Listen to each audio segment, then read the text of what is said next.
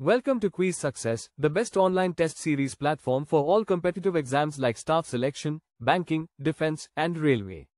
Learn general English for success in these exams. Please like and subscribe for more educational videos. आज हम बात करेंगे direct और indirect speech के बारे में। डायरेक्ट और इनडायरेक्ट स्पीच बेसिकली स्पीच जैसा कि आप देख सकते हैं नरेशन होती है। तो नरेशन वर्ड आया है नरेट से, सुनाना किसी बात को, वर्बली अपने मुंह से हम किसी बात को बताते हैं। तो वो बात जिसको हमने कही है यानी सेकंड पर्सन है, उसने आगे थर्ड पर्सन को वो बात कैसे डिस्क्राइब किया, कैसे आगे बताई है, तो इसी को बोलते हैं डायरेक्ट और इनडायरेक्ट स्पीच के बीच का जो डिफरेंस होता है, जो फर्क होता है।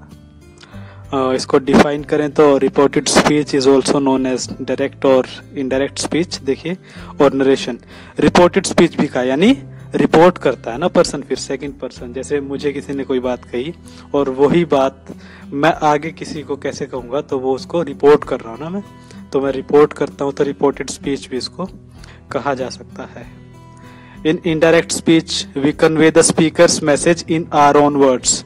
ठीक है, अगर मैंने इनडायरेक्ट स्पीच में वो बात कही है जो मुझे पता चली है, यानी इसका मतलब जो मुझे पता चली है मैंने वो हूबहू वो बात आगे किसी को नहीं बताई, वैसे के वैसे वर्ड्स में। जैसे आपने मुझे कोई बात बताई तो मैंने तीसरे पर्सन को वही की वही वर्डिंग उठा के बोल दी, तो उसको बोलेंगे direct speech.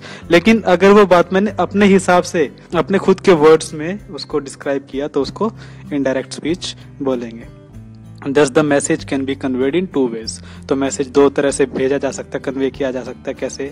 Direct speech and indirect speech. So direct speech and indirect speech के जो कुछ रूल्स होते हैं, बेसिकली जो लैंग्वेज के रूल होते हैं, तो वो यहाँ पे हमें फॉलो करने पड़ते हैं कि हम डायरेक्ट स्पीच को, कोई सेंटेंस डायरेक्ट स्पीच में दिया गया है उसको इनडायरेक्ट में चेंज करते हुए उसके जो कंपोनेंट है वो चेंज होते हैं, उनका फॉर्म चेंज किया जाता है। तो वो एक रूल के हिसाब से, एक नियम के हिसाब से वो होगा। कैन अगर दिया हुआ, if can is given in the direct speech, ठीक है, अगर कैन दिया हुआ है तो can will change into could. ठीक है, कैन किस में चेंज हो जाएगा? कुड में। मे दिया हुआ है, it will be change into might, तो ये माइट में चेंज हो जाएगा। मस्ट है तो हैड टू और वुड हैव टू, इन दोनों में से कोई एक यूज कर सकते हैं मस्ट की जगह पे। ठीक है, अगर must is given in the direct speech so we would be using had to और would have to in the indirect speech. If might is given, might would be same. should is given, should would be same। okay, if there would be shall, then it would be should in the indirect speech। तो इस तरह से should हो जाता, but should already is given in the direct speech that it will not change into any other word। ठीक है, तो फिर ये it will remain same, वो same रहेगा। माइट दिया हुआ तो माइट है, अगर यहाँ पे मे होता तो फिर माइट होता, लेकिन यहाँ माइट ही है यहाँ पर, तो फिर वो माइट ही रहेगा, वो चेंज नहीं होगा। कुड है तो कुड रहेगा यहाँ पे, लेकिन यहाँ पे अगर कैन हो जाता तो कुड होता फिर। ठीक है, तो जैसे कुड हुआ, और जब अगर कुड ही है यहाँ पे तो वो कुड ही होगा, चेंज नहीं होगा इनडायरेक्ट स्पीच में जाकर। वुड है, will be same in the indirect speech. Will होता, it would have been then would, तो फिर वुड होता उस टाइम। ठीक है, तो अगर गिवन ही वुड है ऑलरेडी तो वो सेम रहेगा, उसमें कोई प्रॉब्लम नहीं है। ओट टू, यानी शुड का ही एक सिनोनिम है, नियर सिनोनिम है, तो ओट टू ही रहेगा। ठीक है, इस तरह से। तो अब चेंज करना, मुझे उम्मीद है कि आपको पता चल चुका होगा कि गिवन अगर कुछ वर्ड है तो उसको चेंज कैसे करेंगे यहाँ पे डायरेक्ट से इनडायरेक्ट स्पीच में ले आने के लिए। सेंटेंसेस की तरफ देखते हैं। सेंटेंस से आपको you can get a hint as to how we use indirect speech and direct speech। okay, how direct speech is given, what is the sentence that is formed in direct speech, and how we change those direct sentences or direct speeches in the indirect speeches, okay, using the correct form and correct formula। देखिए, he said, देखिए ये coma है, then एक double inverted coma है, ये है dear sign कि भाई ये डायरेक्ट स्पीच है। इसका मतलब ये जो वर्ड है ना, ये वर्ड्स इसके हैं, इस पर्सन के हूबहू। ठीक है ना, इसने अपने ये वर्ड्स कहे, यानी इसी के वर्ड्स हैं, सेम वर्डिंग है। ठीक है ना, इसने चेंज नहीं किया, ये इसके खुद के वर्ड है। क्या कहा इसने? He said I can cook food, मैं खाना पका सकता हूँ। ठीक है, इस तरह से। अब इसने मुझे कहा सपोज, तो मैंने किसी को बताया, तो मैंने क्या कहा अभी? उसने कहा कि वो खाना पका सकता था, ये है मतलब। लेकिन इंग्लिश में आप कहेंगे तो ऐसे ही हिंदी में, लेकिन इंग्लिश में चेंज कैसे करेंगे? वो चेंज भी कैसे होगा? He said would be same, ठीक है। जो लेफ्ट हैंड का जो पोर्शन होता है बिफोर द कोमा, ठीक है, ये डियर वैसे रिपोर्टिंग स्पीच बोलते हैं इसको ग्रामेटिकली। तो जो रिपोर्टिंग स्पीच है वो सेम रहती है, ठीक है, in most of the cases. तो वो मोस्ट ऑफ द केसेस में वो सेम रहेगी, चेंज भी होती है, लेकिन जहां चेंज होती है वो हम डिस्कस करेंगे। तो ही सेड सेम रहेगा, ठीक है। कोमा और डबल इन्वर्टेड कोमा को रिमूव करने के लिए यहाँ पे इनकी जगह पे हमने कंपेंसेट करने के लिए दैट लगा दिया, ठीक है, दैट यूज कर लिया। तो दैट का मतलब क्या है, ये सारे कोमास रिमूव हो जाएंगे, रिमूव हुए, दैट हुआ यूज। दैट आई किस में चेंज होगा, ही में, ठीक है, और कैन किस में चेंज होगा, कुड में। और जो कुक है यहाँ पे स्टूडेंट्स वर्ब है, क्योंकि देखिए मॉडल के बाद आ रहा था वर्ब है, तो वर्ब सेम रहेगा, वर्ब में चेंज नहीं कर सकते हम, ठीक है, क्योंकि मॉडल कुड भी एक मॉडल है, तो मॉडल के साथ तो वर्ब की फर्स्ट फॉर्म ही लगती है। जहां चेंज होगा वो हम बात करेंगे। नाउन है, नाउन सेम रहेगा, एग्जैक्टली सेम रहेगा, उसमें कोई प्रॉब्लम नहीं है। In any case it will be same if it is a noun in the given sentence, ठीक है। He said that he could cook food, ठीक है, उसने कहा कि वो खाना पका सकता था। कैन है सकता हूँ, कुड है सकता था। हिंदी में चाहे जो भी मतलब बने, लेकिन इंग्लिश में नरेट कैसे करेंगे इनडायरेक्ट स्पीच में, अपने वर्ड्स में, तो अपने वर्ड्स में फिर उसको ऐसे करना पड़ेगा। हाँ, अगर हमें डायरेक्ट की डायरेक्ट ही बोलनी है उसी के वर्ड में, तो आई कैन कुक फूड, वो फिर डबल इन्वर्टेड कोमा में हो जाएगा, तो वो फिर वो डायरेक्ट स्पीच होगी, वो इनडायरेक्ट स्पीच नहीं होगी। Next, they said we may go to Canada, हम कनाडा जा सकते हैं।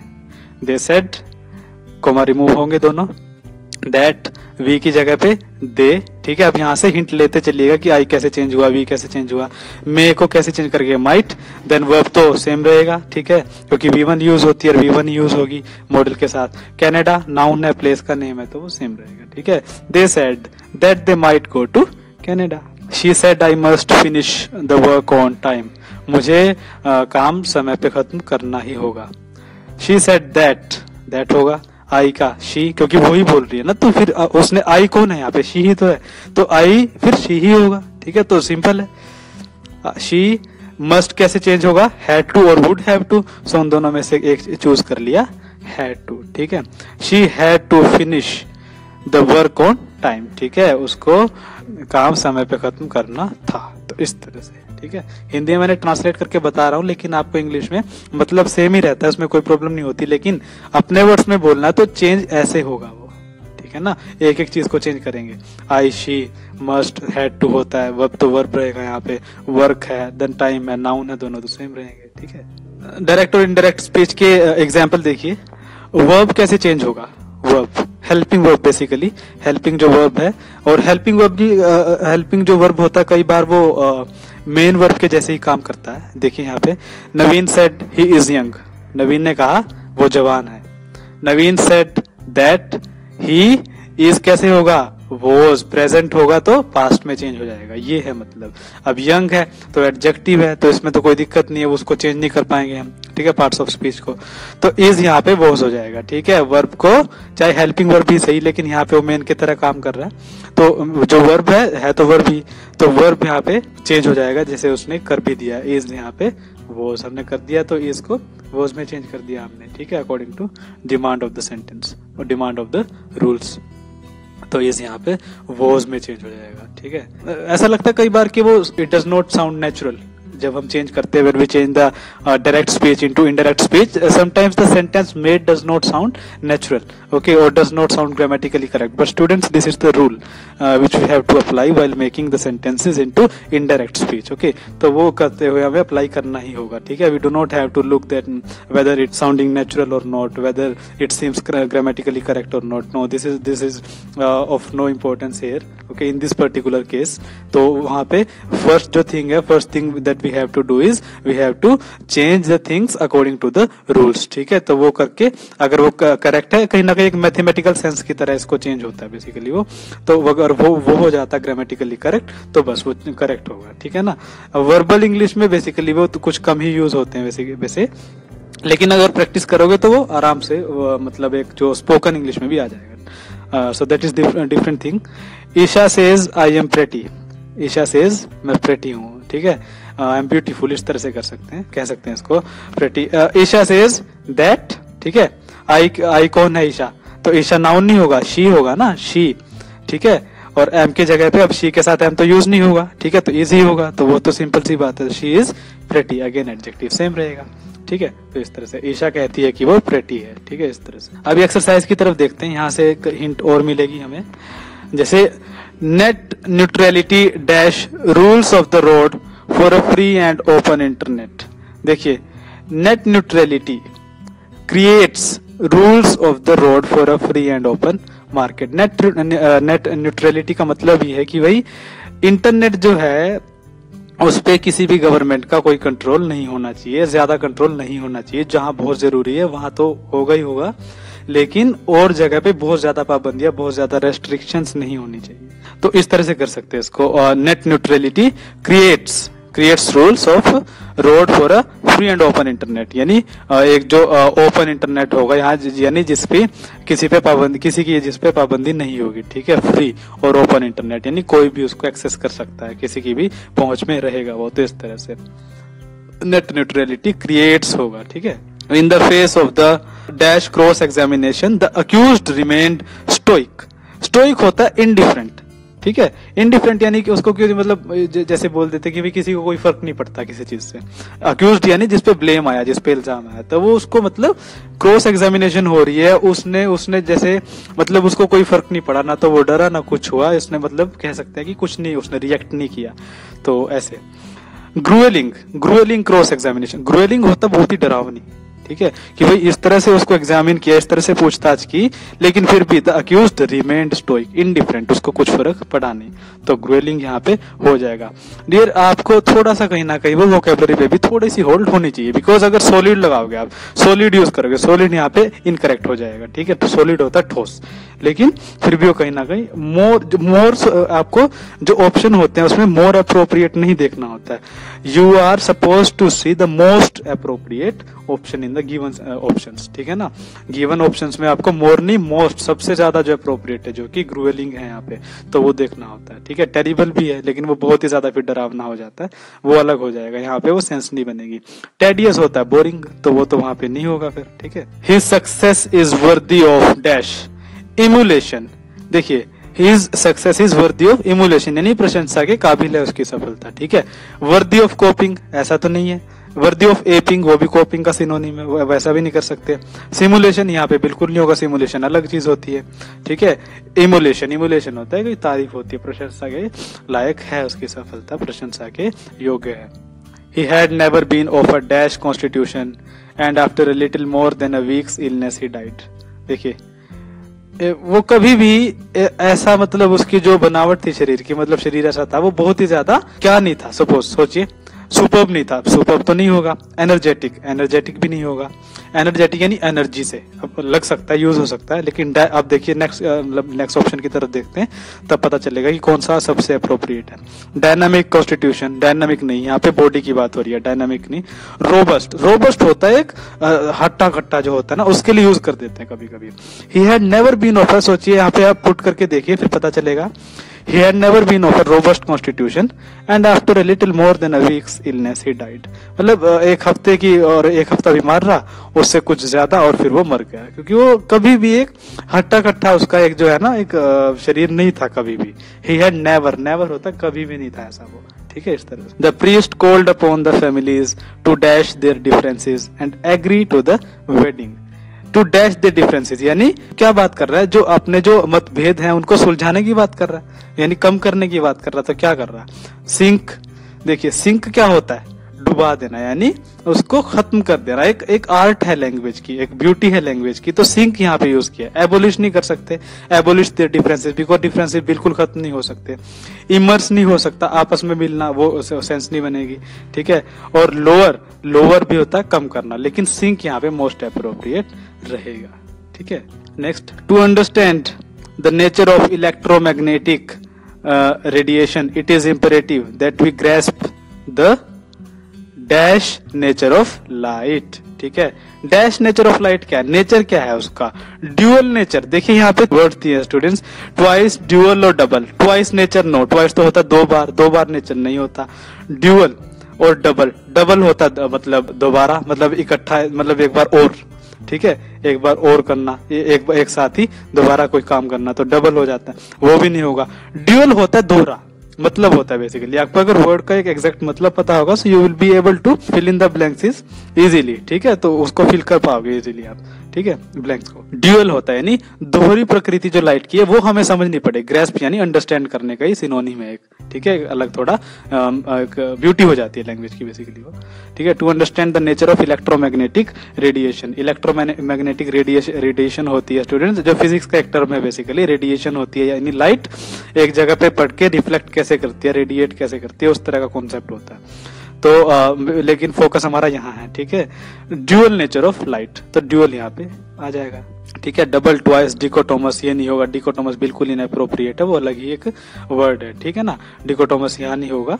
डिकोटोमस बेसिकली वो होता है कि भाई दो ही एक एस्पेक्ट होते हैं किसी चीज के, लेकिन वो पॉलिटिकल लैंग्वेज में यूज हो जाता है, ठीक है, यहाँ नहीं होता, ये साइंटिफिक लैंग्वेज है, तो थोड़ा सा उसका डिफरेंस होता है, उसका भी फर्क होता है कि लैंग्वेज में वर्ड कौन सा कहाँ यूज होगा। लिटरेचर में थोड़े से अलग कुछ तरह की लैंग्वेज यूज करते हैं, पॉलिटिकल साइंस पॉलिटी में अलग यूज होती है। आप देखिए न्यूज़पेपर की जो लैंग्वेज होती है वो कुछ अलग होती है, ठीक है, साइंस की जो कॉन्सेप्ट होते हैं उनमें अलग होती है लैंग्वेज, तो उसका डिफरेंस होता है। So dual would be here.